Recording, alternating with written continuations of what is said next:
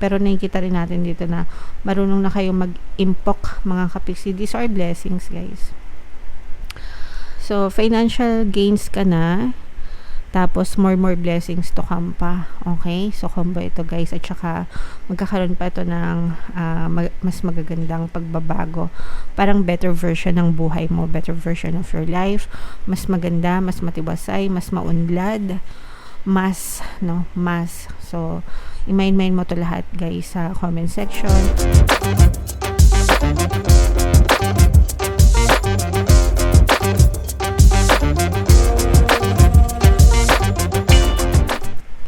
Hello guys, hello Leo, welcome back to Pinay Pixie Tarot. Ang pamagat ng episode natin for tonight is mid-month kapalaran para sa September 16 to 30 para sa Leo, Sun, Moon, Rising, Sign, and Venus. In case hindi kayo makaresonate dito, guys, try yung panoorin yung monthly horoscope nyo for September. Baka nandun yung energy nyo, mga kapixie.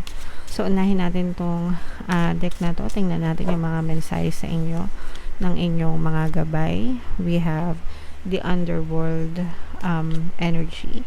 Meron din tayong phenomenon, guys. And meron din tayong connection, mga kapixie. Alright? So, eto guys, with this underworld energy, no, ibig sabihin nito parang nasa pagsubok kayo, no, yung iba sa inyo, at least, yung iba, hindi naman lahat.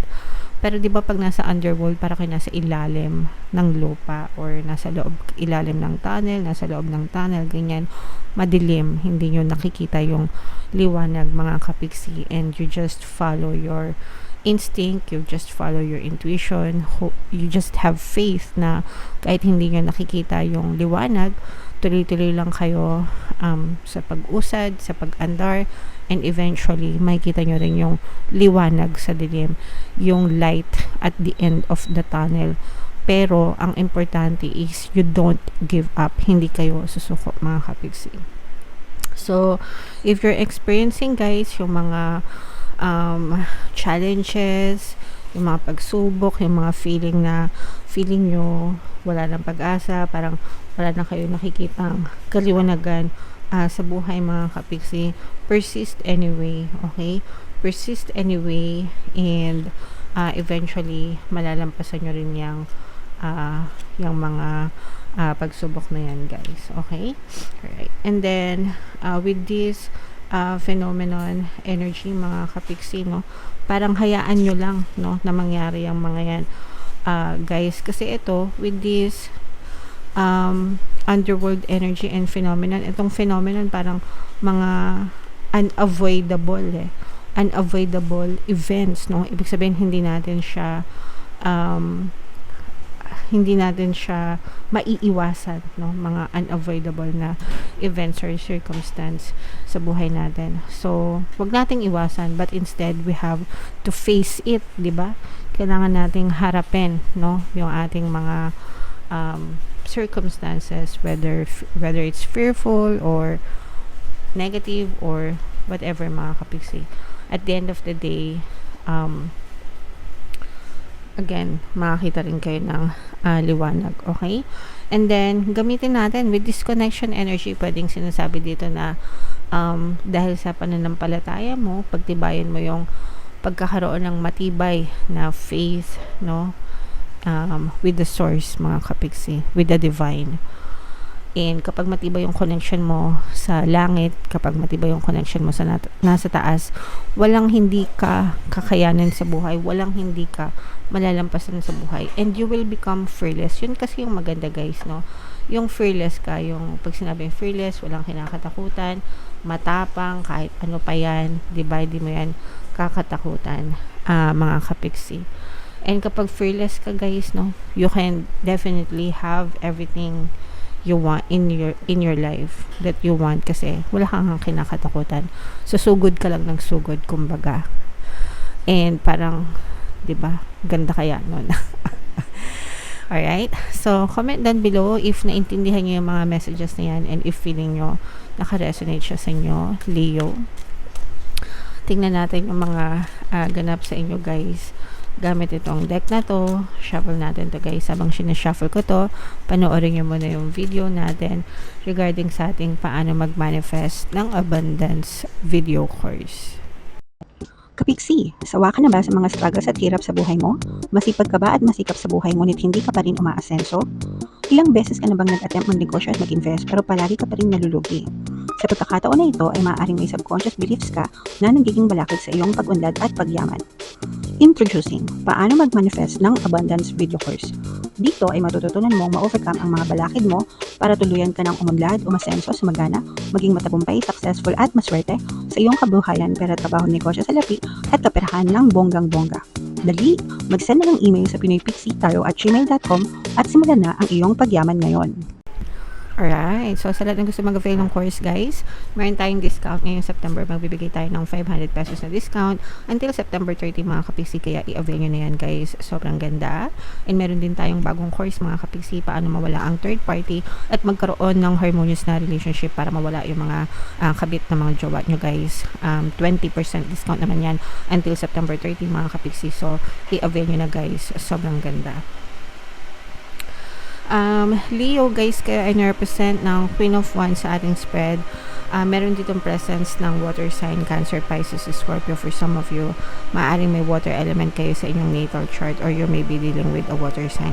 Ito guys, this is both positive and negative. Unahin natin yung sa negative. Yung sa negative dito guys, nararamdaman ko this is more on relationship energy. Parang nagkakaroon kayo ng pag-aaway ng iyong partner or specific person, water sign energy mga kapiksi. Ang reason nito guys is yung parang pagiging immature ng person nyo, no?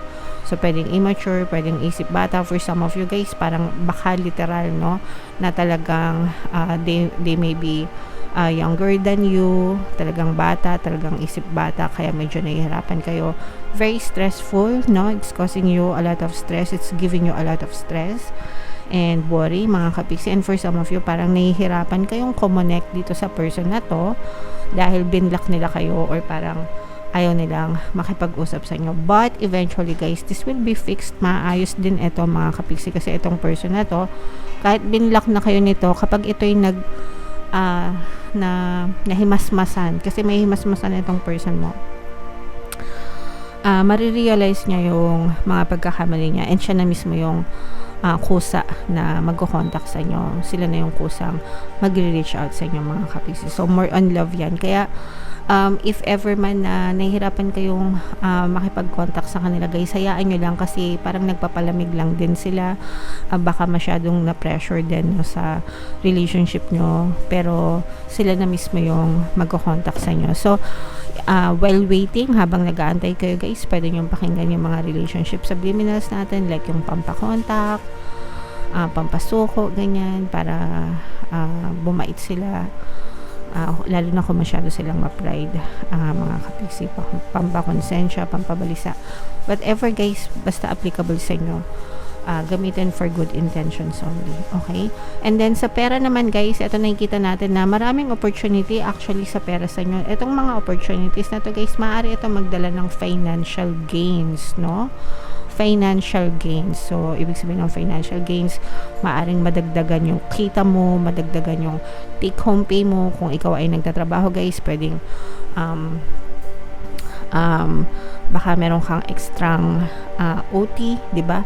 Mga OT pay, o kaya baka magkaroon ka ng mga commission, top up, incentives, ganyan, na magdadala sa'yo ng mga take home pay. Kung ikaw ay naman ay mga negosyante or I don't know, investors, ganyan, parang magkakaroon ka pa ng iba pang mga side hustles or iba pang parang marketing strategy din, no, na magpapa-boost, no, parang tawag dito, di ba pag nag-order kayo sa Jollibee or sa McDo, ma'am, kapag addition po kayo nito, may extra po kayong ganito. Yung mga ganon, mga package, ganyan. So parang ganon yung gusto kong sabihin sa inyo, parang nagkakaroon kayo ng magandang package deal kay universe when it comes to money. So nagkakaroon talaga kayo ng magandang package deal, nagkakaroon kayo ng magandang ng financial gains. So, ganyan. Kashing-kashing talaga, guys. Maganda yung kashing-kashing energy nyo, mga kapiksi. Okay, very peaceful. Magsisimula din maging peaceful yung inyong kabuhayan kasi parang malalampasan nyo, malalampasan nyo yung mga problema, whatever problems may occur. Pero nakikita rin natin dito na marunong na kayo mag-impok, mga kapiksi. These are blessings, guys. So, financial gains ka na. Tapos, more blessings to come pa. Okay? So, combo ito, guys. At saka, magkakaroon pa ito ng mas magagandang pagbabago. Parang better version ng buhay mo. Better version of your life. Mas maganda, mas matibasay, mas maunlad. Mas. So, i-mind mo to lahat, guys, sa comment section. Mind blessings, mind pagpapala, mind financial gains, mind magagandang pagbabago. Okay? Pero yung iba sa inyo, guys, maganda din ito kasi marunong na kayo magtabi ng pera. At saka yung iba, may naitatabi na talaga. Kasi sometimes, di ba, kahit gusto natin magtabi ng pera, wala tayong maitabi, walang maipon kasi pambayad lang ng bills. Kay Judith, di ba, napunta lahat? Judith dito, Judith doon, kaliwaan, kakatapos mo lang magbayad ng bill, ng isang bill, meron na naman panibagong due date, diba? So, yung iba sa ganun lang napupunta. Pero, kaya kahit na gusto mag-ipon, wala, hindi talaga kaya. Pero, yung iba sa inyo, guys, ito nakikita natin na nagkakaroon na kayo ng chance, ng pagkakataon na makapag-save ng pera kasi nga may mga financial gains na kayo, no? Ibig sabihin ng financial gains, sabi ko nga kanina, dumadami yung take-home pay nyo, no? Dumadami yung pera. So, you are so blessed, mga kapiksi. You are financially blessed ngayong September 16 to 30. Kaya, wag nyo yan baliwalain. Ingatan nyo, pahalagahan nyo, value it, mga kapiksi. And more blessings to come para sa inyo. Be grateful, okay? So, i-mind nyo na yan, guys, lahat sa comment section. Mind blessings, mind financial gains, mind magagandang pagbabago, okay? Para sa'yo lahat yan, deserve mo yan. And wag nyong, guys, kalimutan makinig ng ating mga pampaswerte subliminals. Libre lahat sa YouTube, mga kapiksi. Ang daming success stories. Ito yung playlist. And ito naman yung ating success stories ng paano mag-manifest ng abundance video course. Click here to subscribe, guys. Panoorin nyo itong ating 2025 kapalaran. Thank you for liking, sharing, and subscribing. And see you again next time. I love you all, guys. Have a nice day. Bye-bye.